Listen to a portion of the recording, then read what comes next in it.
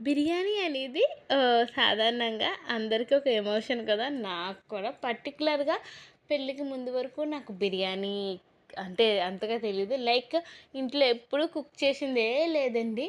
So, మేము 90స్ kid కదా! చెప్తున్నాను. పులిహోర, ఇంకా పప్పులు ఇవే తెలుసు. బిర్యానీ అంటే ఏదన్నా పెళ్ళికి గానీ, ఫంక్షన్‌కి గానీ వెళ్తే అక్కడ పెట్టడం, అక్కడ తినడం వరకునే తెలుసు బిర్యానీ. కానీ పెళ్లి తర్వాత చాలా చేంజెస్ వచ్చినియి. అంటే మా హస్బెండ్ ఏదైనా సండే అయితే బిర్యానీ తీసుకురావడం. సో, అలా. కానీ ఎప్పుడైతే ప్రెగ్నెన్సీతో ఉన్నానో అప్పుడు నేను బయట ఫుడ్స్ ఏమీ తినేదాన్ని కాదు. లైక్ బిర్యానీ కూడా నాకు అప్పుడు ఏం తినబుద్ధి అవ్వేది కాదు. ఆహ్, ఏ అసలు ఏమి తినేదాన్ని కాదు.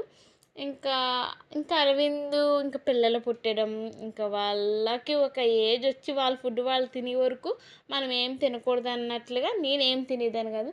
కరెక్ట్‌గా అరవింద్‌కి 3 ఇయర్స్ వచ్చిన తర్వాత నుంచి నేను బిర్యానీ తినడం స్టార్ట్ చేశాను. సో, అప్పటినుంచి బిర్యానీ ఒక ఎమోషన్ అయిపోయింది. కానీ మళ్ళీ మా చిన్నోడు ప్రెగ్నెన్సీతో ఉన్నప్పుడు బిర్యానీ నాకు తినబుద్దయ్యేది. అప్పుడప్పుడు తినేదాన్ని. మళ్ళీ 6, 7 మంత్స్ వరకు డెలివరీ అయిన తర్వాత తినలేదు.